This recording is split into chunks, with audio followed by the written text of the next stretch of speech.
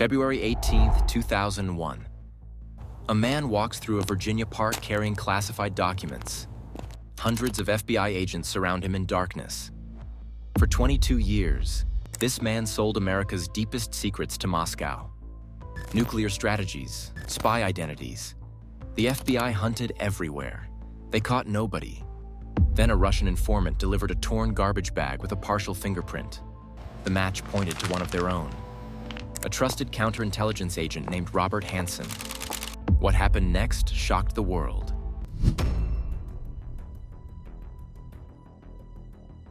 January 1976. Robert Hanssen joins the FBI after 4 years as a Chicago police officer.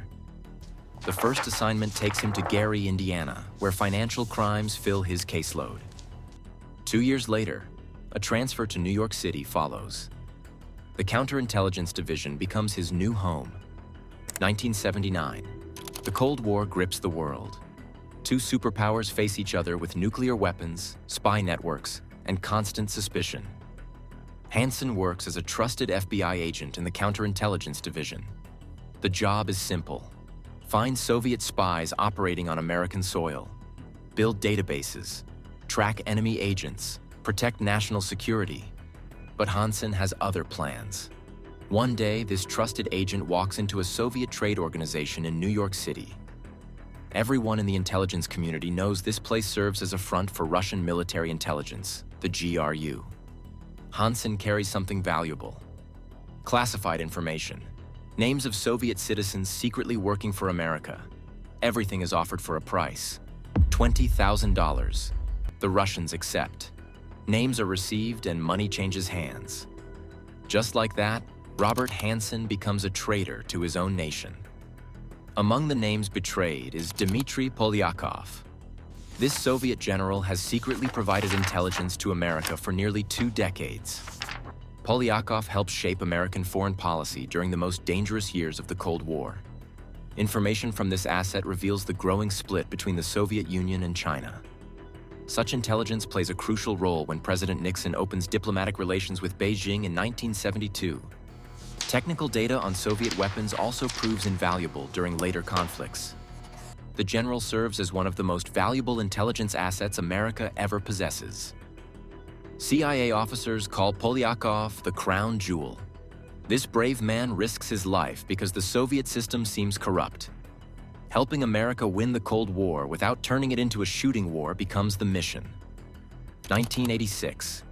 Soviet authorities arrest Polyakov, years after retirement. Hanssen's betrayal contributes to this capture. A death sentence for treason follows. March 1988. Executioners take the general to a room, force him to kneel, and fire a bullet into the back of his head. A patriot who served for 25 years dies because of information sold for cash. But here is what makes Hanssen truly dangerous. The Soviets protect their source and keep the identity completely secret. The FBI suspects leaks exist somewhere within American intelligence. Investigations launch. Searches continue. Nothing points to Hanssen. When no agents knock on his door, Hanssen realizes something extraordinary. Invisibility has been achieved. The most powerful intelligence agency in the world cannot see him.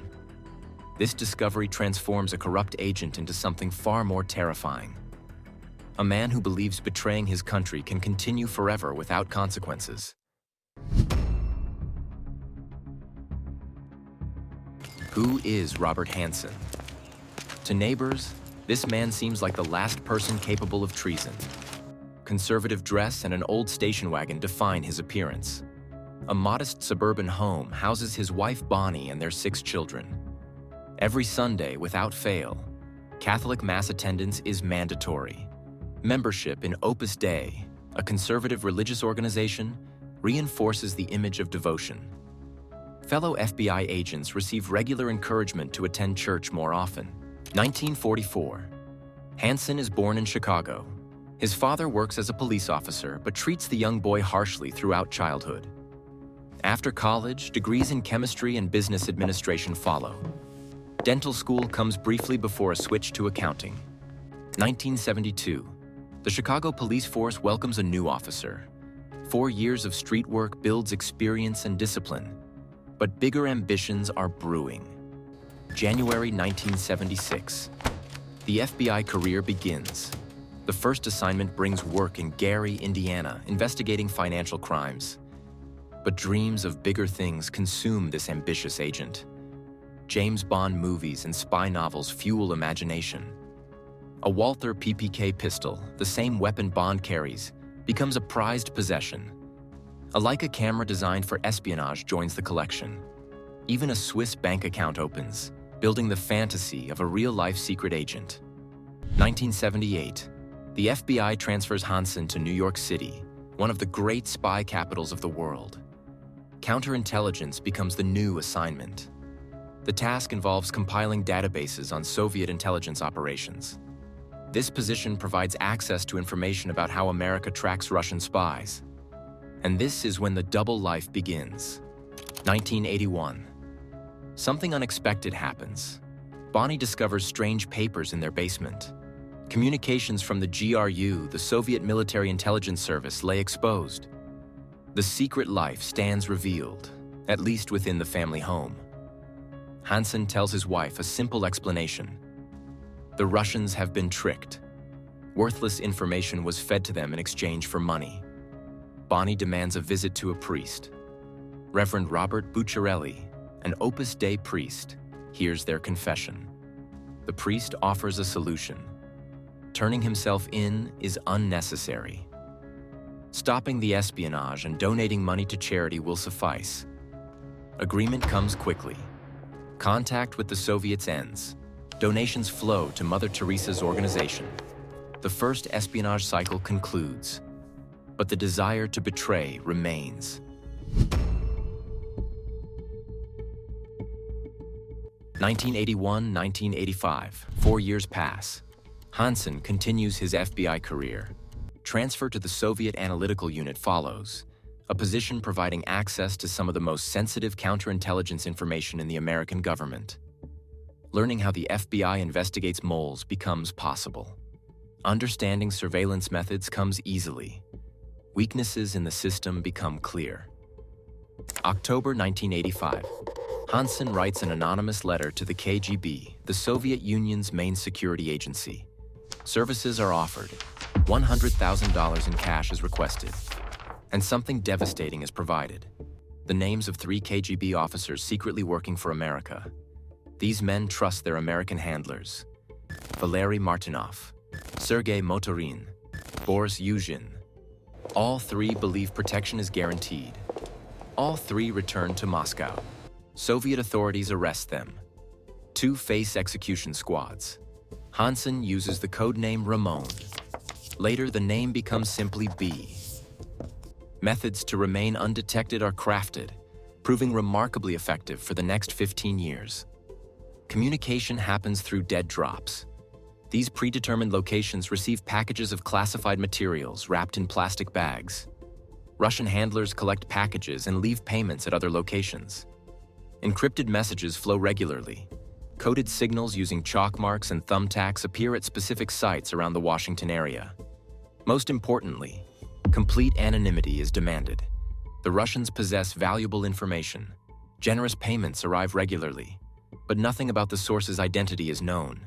No face is ever seen. No voice is heard in person. No real name is learned. This brilliant tradecraft keeps Hanssen alive. If Soviet intelligence contains its own traitors, nothing about this American spy can be revealed because nothing is known. 1985-1991.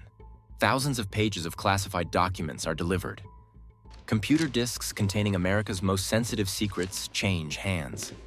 Strategies the United States plans to use during nuclear war are revealed.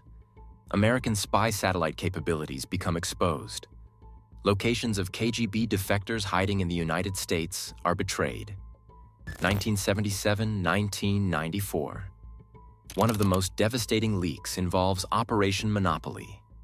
This classified project begins in 1977, when the Soviet Union starts building a new embassy on Wisconsin Avenue in Washington, D.C. The location sits on high ground, the second highest point in the capital. American intelligence fears the Soviets will use this position to intercept communications from the White House, Capitol Hill, and the Pentagon. The FBI and National Security Agency respond with an audacious plan. A house across the street is purchased. Digging a secret tunnel that will eventually reach beneath the Soviet embassy begins. The project costs hundreds of millions of dollars. Sophisticated eavesdropping technology is employed.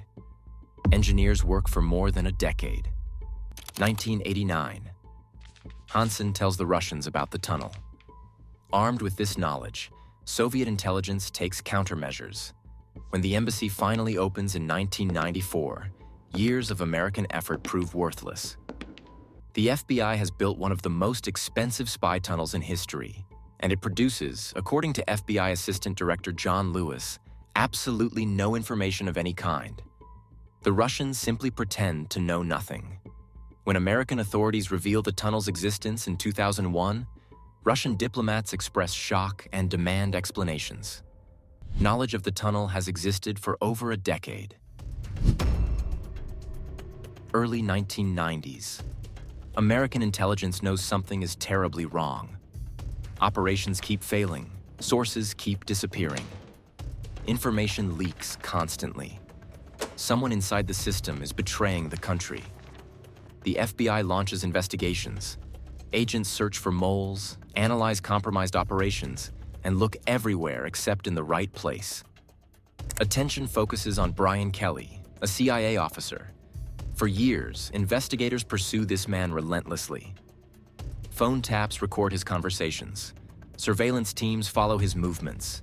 Interrogators question him repeatedly. All efforts produce nothing because Kelly is innocent. The real traitor sits in an office down the hall from many investigators. Hanssen understands exactly how mole hunts work.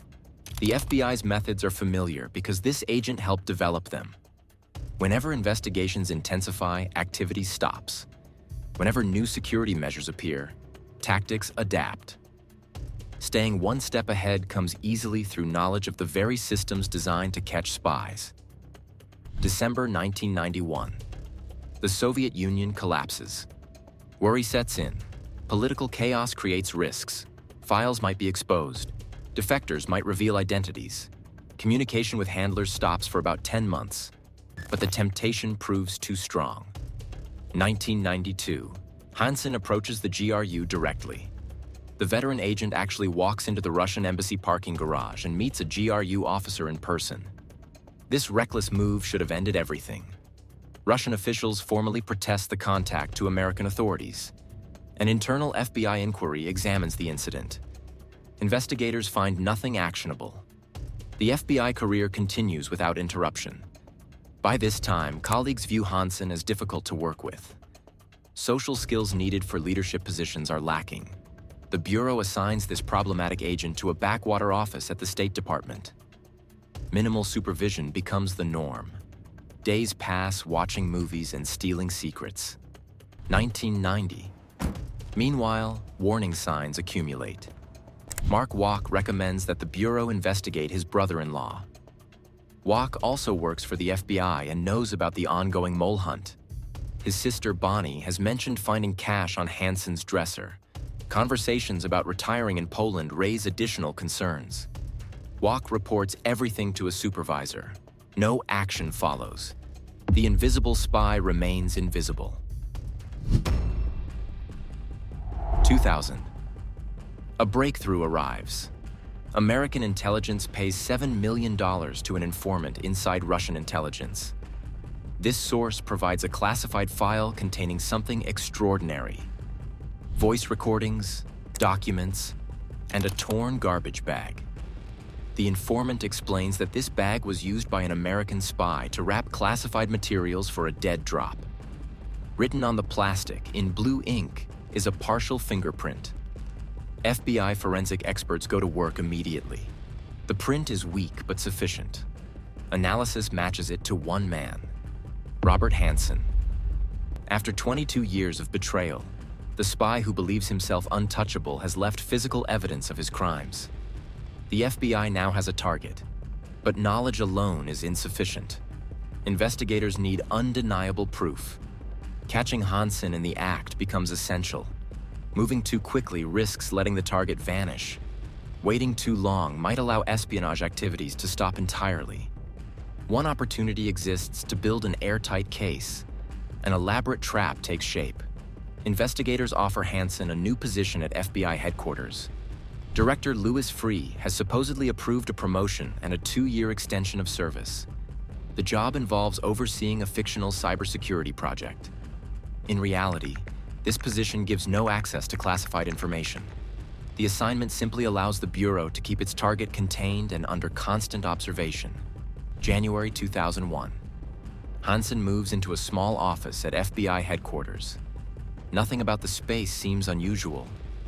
What the veteran agent fails to realize is that hidden cameras and microphones record every movement inside those walls. A young operative named Eric O'Neill receives assignment as Hanssen's assistant. The true mission involves gathering intelligence about this supervisor and reporting everything to investigators. The 27-year-old has to go undercover as himself. No disguise is possible. No fake identity can work. The job requires working alongside one of the most dangerous spies in American history and surviving. O'Neill later describes the constant tension. 2 rooms on the 9th floor of FBI headquarters become their shared workspace. Daily interaction is unavoidable. Hanssen proves difficult, demanding, and paranoid. Appearing normal while knowing this boss has caused the deaths of multiple American assets tests every limit. The investigation moves quickly. Retirement age is approaching for the target. Time is running short. February 18, 2001. A Sunday. Robert Hanssen begins his day exactly as always. Morning mass with his wife, handshakes with neighbors, smiles at fellow churchgoers. To everyone around him, an ordinary family man observing weekly religious obligations appears. After church, Hanssen meets with his closest friend for breakfast. Families, futures, and plans for the coming week fill the conversation. Then Hanssen drives his friend to the airport and heads home. That evening, the drive to Foxstone Park begins. This location sits just minutes from the Virginia home.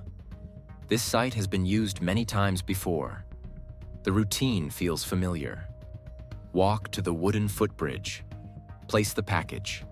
Return to the car, simple and clean. But on this night, something feels different. In the weeks before, warnings have been sent to Russian handlers. Suspicion about FBI surveillance has been communicated. Worry about future drops carrying too much risk fills every thought. Disappearing has been considered. Continuation happens anyway. Hanssen parks on a residential street near the park. A wooded path stretches ahead. A plastic bag sealed with clear tape contains classified documents revealing some of America's most sensitive secrets. The park seems empty. Winter silence fills the air. Eyes scan the surroundings. Nothing unusual appears. Just trees, shadows, and the wooden footbridge ahead. The package is placed beneath the bridge. The turn back toward the car begins. FBI agents emerge from the darkness. Surrounding happens within seconds. No resistance is offered. No attempt to escape is made. Standing still is the only response as the weight of 2 decades crashes down. According to those present, Hanssen looks at the lead agent and speaks 4 words. "What took you so long?" February 18, 2001. The arrest of Robert Hanssen sends shockwaves through American intelligence. FBI Director Louis Freeh stands before cameras and announces that investigators have successfully concluded one of the most serious security breaches in United States history. A man trusted to protect the nation has betrayed it for more than 2 decades. Following days, FBI teams search every corner of Hanssen's life. Agents go through his Virginia home room by room. Investigators examine his office at headquarters. Financial analysts trace records across multiple accounts. The full scale of betrayal slowly emerges. Hanssen has sold approximately 6,000 classified documents to Soviet and Russian intelligence. Moscow paid more than $1.4 million in cash, diamonds, and Rolex watches for these secrets. Countless intelligence operations collapsed because of the leaks. At least 3 people who trusted the United States with their lives ended up executed. Inside FBI interrogation rooms, Hanssen speaks very little. The evidence is overwhelming. His fingerprint marks that garbage bag.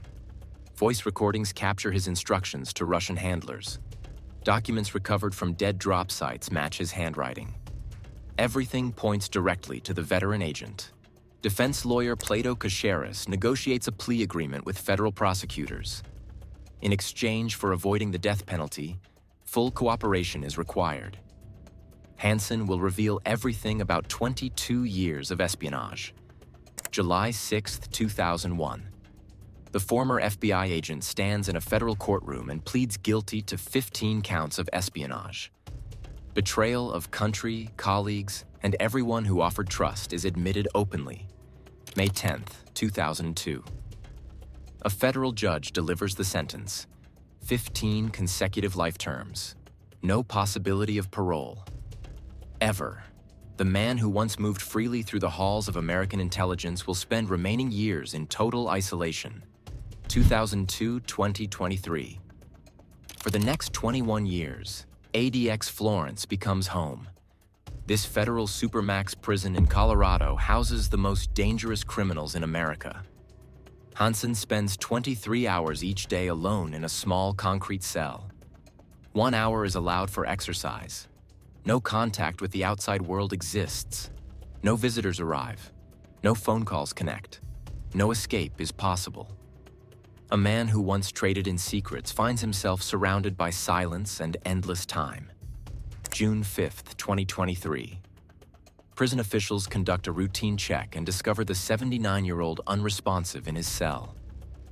Medical staff pronounce death shortly after. The end comes exactly as the final years passed. Completely and utterly alone. The damage still lingers today.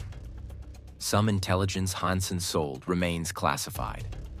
American counterintelligence policy underwent complete restructuring because of this case. New FBI security procedures emerged directly from lessons learned.